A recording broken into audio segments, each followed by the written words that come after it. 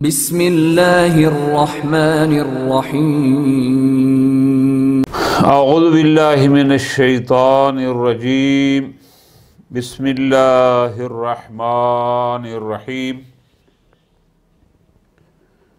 وقال علیہ السلام والشک علی اربع شعب علی التماری والحول والتردد والاستسلام۔ امیر المومنین علیہ الصلوۃ والسلام فرماتے ہیں شک کی بھی 4 شاخیں ہیں۔ علی التماری کٹ حجتی، والحول خوف، والتردد سرگردانی، والاستسلام اور باطل کے آگے جبین سائی۔ فمن جعل المراء دیدنا فلم یصبح لیلہ، جس نے لڑائی جھگڑے کو اپنا شیوا بنا لیا، اس کی رات کبھی صبح سے ہمکنار نہیں ہو سکتی۔ وَمَنْ حَالَهُ مَا بَيْنَ يَدَيْهِ نَاكَسَ عَلَىٰ عَاقِبَيْهِ،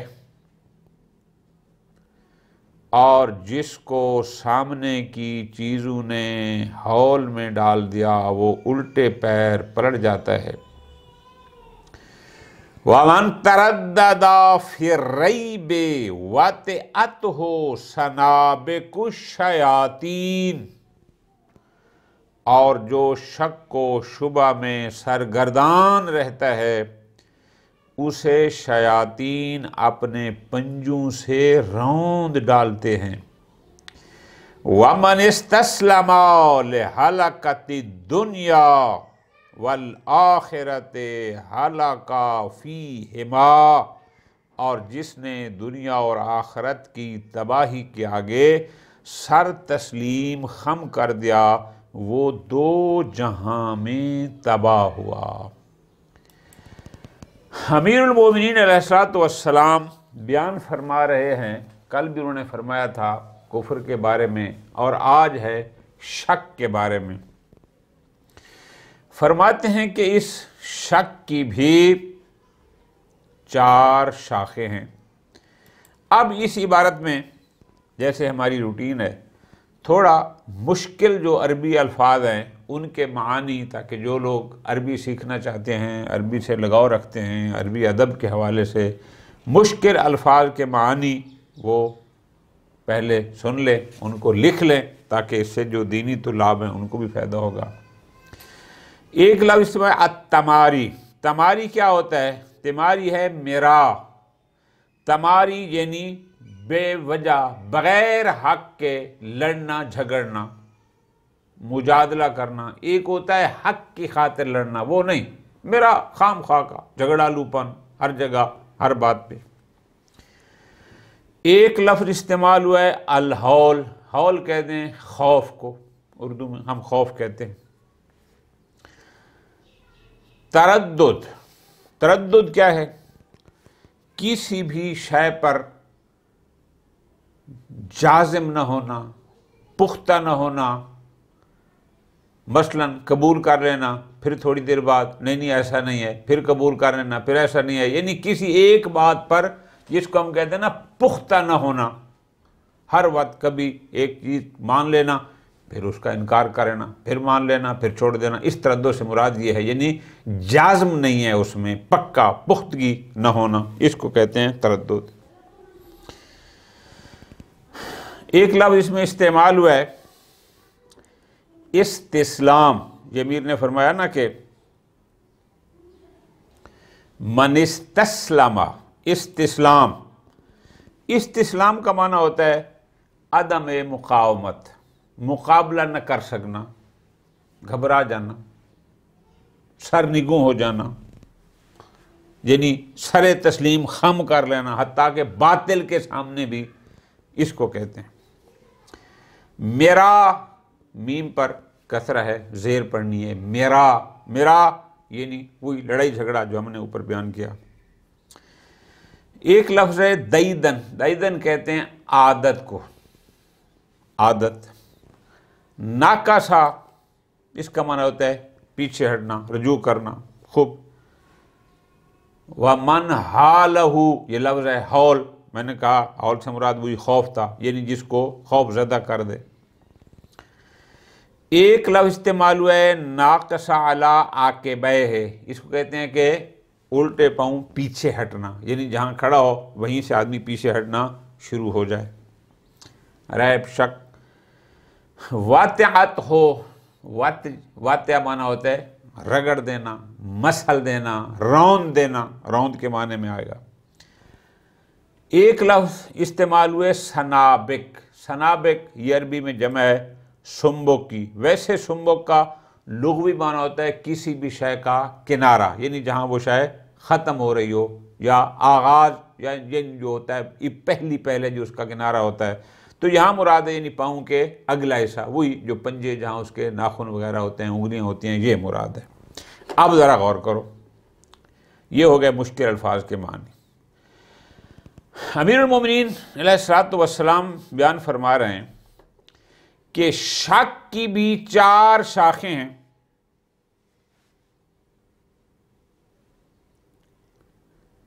شک، ذرا غور کرنا، انسان کی کچھ حالتیں ہیں جن کو بیان کیا جاتا ہے۔ ایک حالت یقین ہوتی ہے، ایک ظن، گمان جس کو ہم کہتے ہیں، ایک حالت شک کی ہوتی ہے، اور ایک وہم ہوتا ہے۔ یہ 4 اصطلاحیں ہیں۔ مجھے یقین ہے، مجھے ظن ہے، ظن عربی میں، اردو میں ہم کہتے ہیں میرا گمان ہے، گمان غالب جس کہتے ہیں، ظن غالب اردو میں بھی استعمال ہوتا ہے۔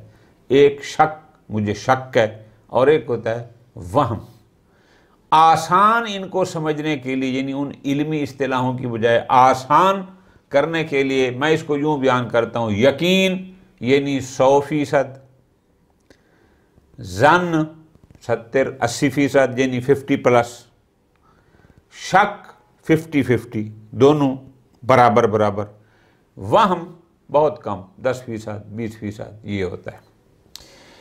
اب یہ جو شک ہے، یقین پیچھے گزرا تھا، یقین کا تعلق ایمان سے تھا،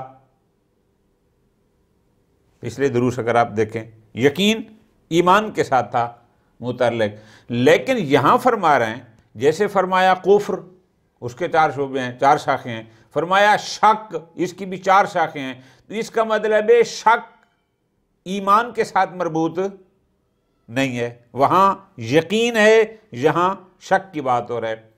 شک کی جو 4 شاخیں ہیں ان میں سے پہلی شاخ جو امیر المومنین علیہ الصلوۃ والسلام نے بیان فرمائی ہے وہ ہے التماری، بغیر حق کے لڑنا جھگڑنا بلا وجہ۔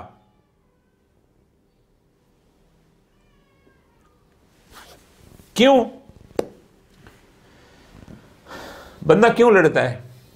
ایک ہوتا ہے حق کی خاطر، وہ چاہتا ہے کہ حق پامال ہو رہا ہے اور میں اس حق کو ظاہر کرنے کے لیے وہ دوسرے بندے سے مقابلہ کرتا ہے، مجادلہ کرتا ہے، لڑتا جھگڑتا، شور مچاتا اظہار حق کے لیے، یہ اور ہے، یہ تمہاری نہیں ہے۔ لیکن ایک شخص کسی دوسرے کے ساتھ اس لیے لڑتا ہے یا ہر کس لڑتا ہے، کیوں؟ تاکہ وہ اپنی قوت کا اظہار کر سکے کہ میں کتنا طاقتور ہوں۔ نہ وہ کسی کی دلیل کو مانتا ہے، نہ وہ کسی کی سنجیدہ بات کو مانتا ہے، بس جہاں بھی ہے ہر وقت وہ شخص لڑنے مرنے کے لیے تیار بیٹھا ہے۔ جو اس مزاج کا بندہ ہوتا ہے کہ جو ہر کسی سے لڑنے کے لیے تیار بیٹھا ہوتا ہے، بغیر حق کے لڑتا پھرتا ہے، امیر المومنین اس بندے کے بارے میں یوں ارشاد فرماتے ہیں، توجہ آقا جان، کیا؟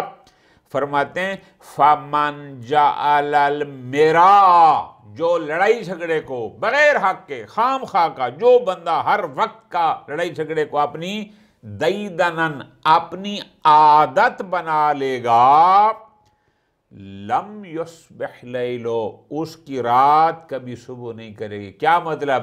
وہ ہمیشہ اسی گمراہی میں یا اسی جہالت میں، اسی بے راہ روی میں گزار دے گا، رات صبح نہ کرے۔ کیا مطلب؟ یعنی نہ کبھی اس پر حق واضح ہوگا، نہ کبھی اس پر ہدایت واضح ہوگی، اس لیے کہ اس نے تو اپنی عادت یہ بنا لی ہے کہ بس ہر کسی سے ہر لمحے لڑنا جھگڑنا ہے، کسی کی کوئی ہدایت کی بات بھی قبول نہیں کرنی، کسی کے حق کی بات کو بھی قبول نہیں کرنا۔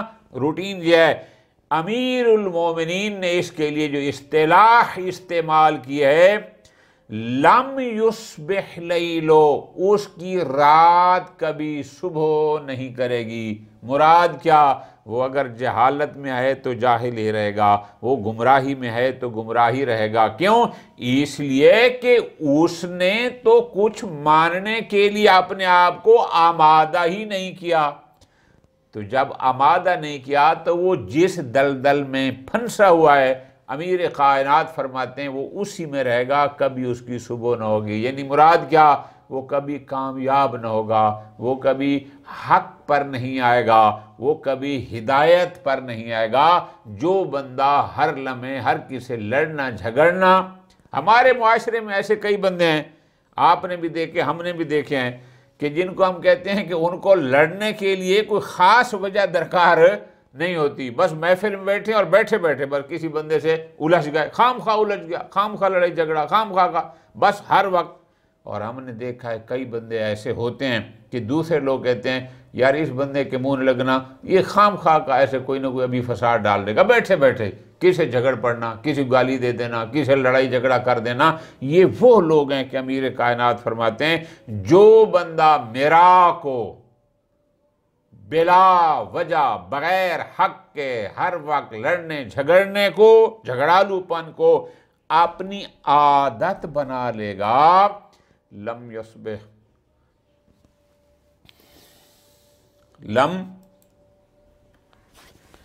یصبح لیلو، اس کی رات کبھی صبح نہیں کرے گی۔ یہ پہلی شاخ ہے شک کی۔ اب ذرا غور کرو، اس کو ملانا ہے امیر المومنین کے قرآن کو۔ کیسے ملانا؟ بئی معنی ہے کہ یہ بندہ شاک کی ہے۔ کیوں؟ اگر اس بندے کو یقین ہوتا تو اس کو کیا ضرورت تھی لڑنے جھگڑنے کی؟ اس کو تو اطمینان ہوتا ہے، یقین والا بندہ تو سکون میں ہوتا ہے۔ یہ جو اضطراب ہے اور یہ جو لڑائی جھگڑا ہے، یہ دلیل ہے کہ یہ یقین اس میں نہیں ہے، اور یقین علامت ایمان تھی۔ اس کا مطلب ہے اس کا ایمان کا مسئلہ تھوڑا سا کمزور ہے، یہ شک کی علامت ہے۔ امیر کائنات دوسری علامت شک کی بتاتے ہیں، من حالہ ما بین یدیہ، جو اس بندے کو جو بھی چیز اس کے سامنے ہے وہ اس کو خوف زدہ کر دے، ناقص علی عاقبیہ، وہ پاؤں کے بل پیچھے ہٹ جاتا ہے۔ مراد کیا؟ جس بندے میں خوف آ جائے، خوف زدہ آدمی کبھی بھی نہ حملہ آور ہو سکتا ہے اور نہ اپنا دفاع کر سکتا ہے۔ ظاہر ہے جو سامنے آیا، مثال کے طور پر عام لیں، ایک پہلوان کے سامنے دوسرا پہلوان آ جائے، اگر یہ خوف زدہ ہوگا فوراً ہار جائے گا۔ کیوں؟ اس کے عذاب اس کا ساتھ چھوڑ دیں گے۔ پس اگر آپ کسی سے بحث کر رہے ہیں، کوئی علمی مناظرہ کر رہے ہیں، کوئی دلیلیں دینی ہیں اپنے موقف پر، کسی کی سننی ہے، اگر آپ مخالف سے جو آپ کے سامنے ہے، اگر آپ اس سے خوف زدہ ہو گئے خوف آپ پر طاری ہو گیا تو آپ الٹے پاؤں پیچھے ہٹیں. کیا کہ وہ آپ پر حملہ آور رہے گا اور آپ اپنا دفاع بھی نہ کر سکیں گے اور اپنی ہی بات سے آہستہ آہستہ پیچھے ہٹتے جائیں گے. یہ حق پر جو بندہ ہوتا ہے، حق والا شخص کبھی کسی سے خوف نہیں کھاتا.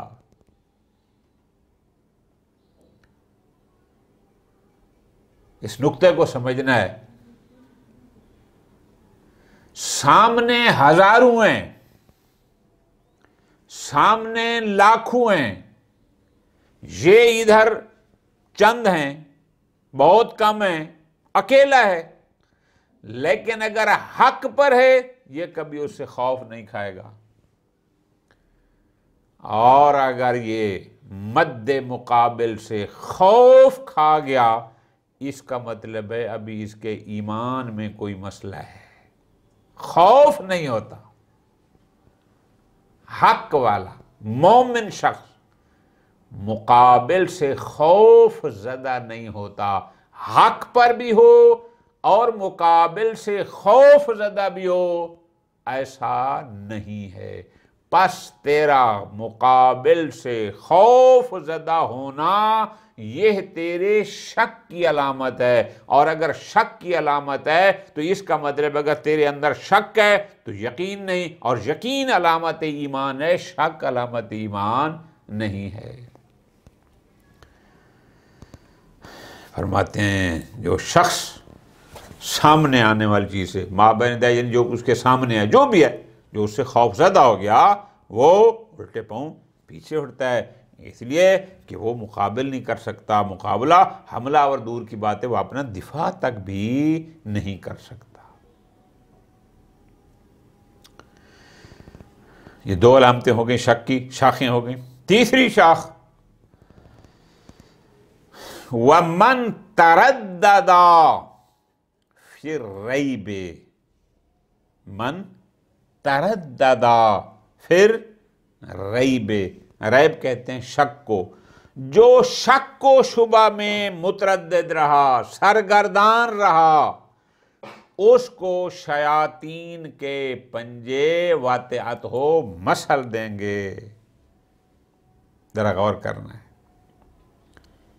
گزارش کی تھی، تردد کیا تھا؟ یعنی کسی بات پر جزم نہ ہو، پختگی نہ ہو. کبھی یہ کبھی وہ، اچھا ٹھیک ہے جی، اچھا ٹھیک نہیں ہے جی، اچھا ٹھیک ہے جی، اچھا ٹھیک نہیں ہے جی. کبھی مان لینا، کبھی انکار کر لینا، کبھی یہ کبھی وہ. یعنی وہ کسی ایک بات پر مضبوط نہیں ہے. امیر کائنات فرماتے ہیں جو شخص شک میں سرگردان رہتا ہے، پریشان رہتا ہے،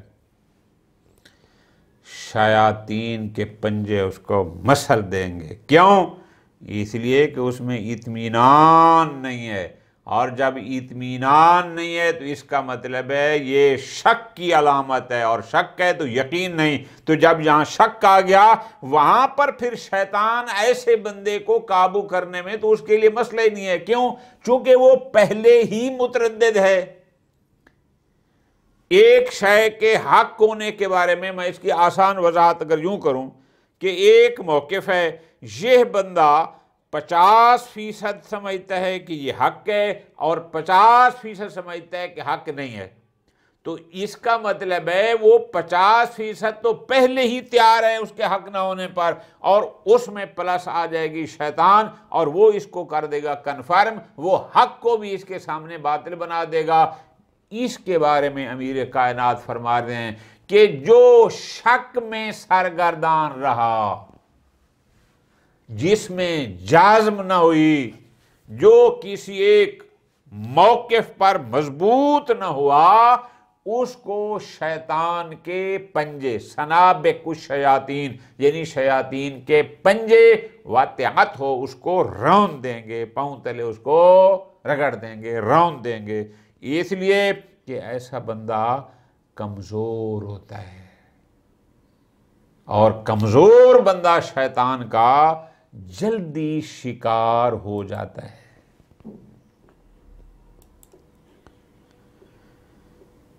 اگلا جملہ امیر کائنات فرماتے ہیں من استسلم لہلکت دنیا والآخرہ، جو بندہ دنیا اور آخرت کی ہلاکت کے سامنے سرنگوں ہو گیا. استسلم میں نے کہا نا سر تسلیم خم کرنا، جھک کرنا.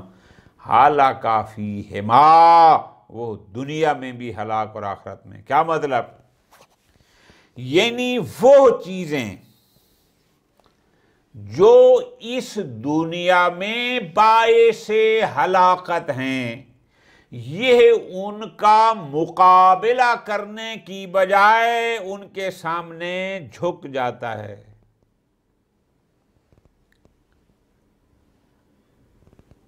ظالم کے ظلم کا مقابلہ کرنا ہے، مقاومت کرنی ہے، اور اگر یہ اس ظلم سے خوف زدہ ہو کر ظالم کے سامنے سرنگوں ہو گیا،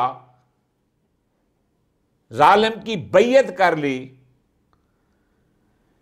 یہ جانتے ہوئے کہ یہ باطل ہے اور اس کے باوجود بھی یہ اس کے سامنے سر جھکا لیتا ہے، امیر کائنات فرماتے ہیں جو دنیاوی ہلاکتوں کے لیے سر تسلیم خم کر لیتا ہے، والآخرہ، جو چیزیں آخرت میں باعث ہلاکت ہیں، اسی ایک کو لے لیں.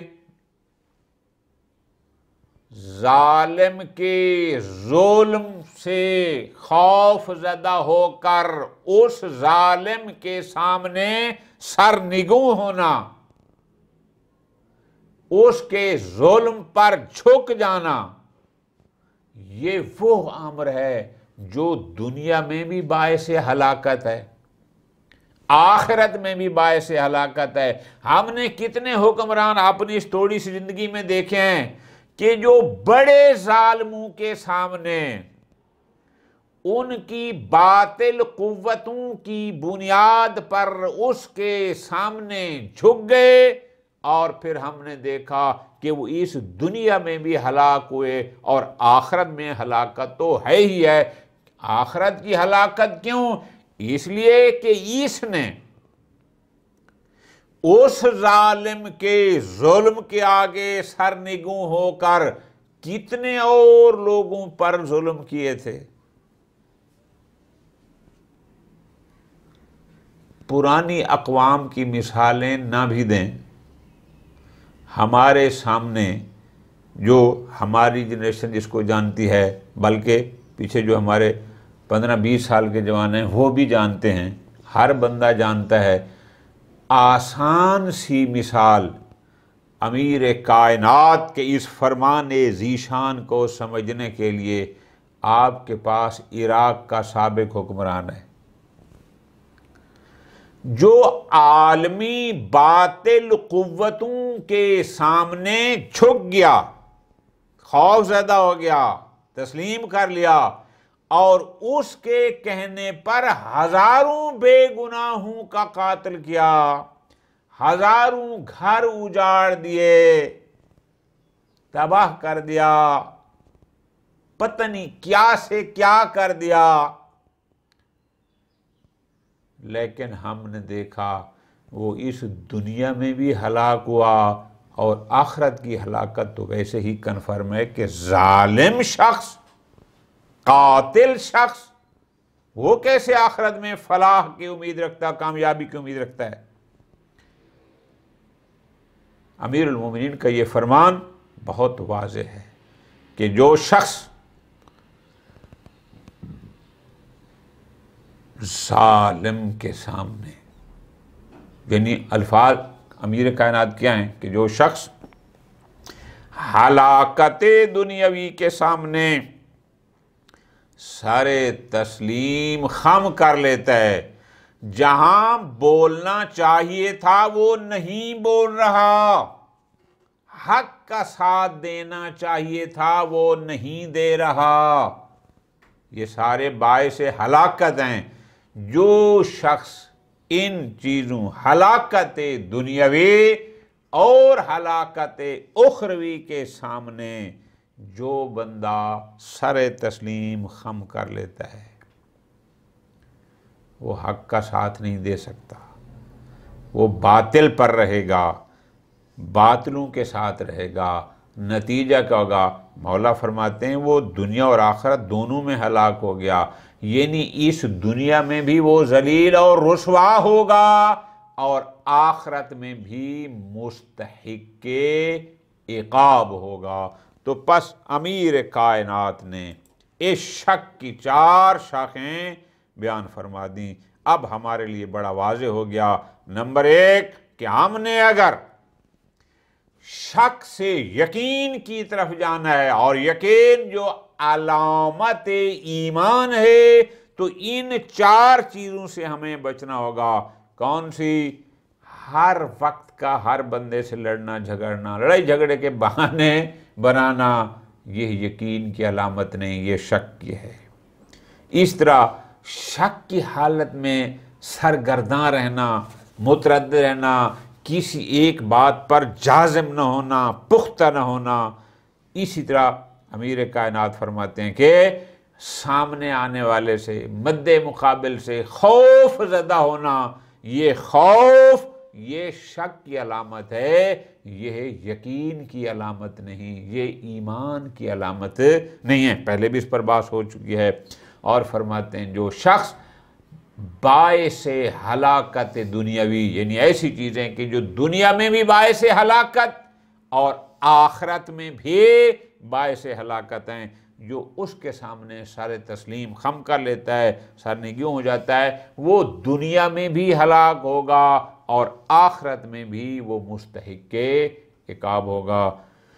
اللہ تبارک و تعالی ہمیں امیر کائنات کے ان فرمودات کو پڑھنے، سمجھنے اور ان پر عمل کرنے کی توفیق عطا فرمائے۔ وصلی اللہ علی محمد و آل محمد۔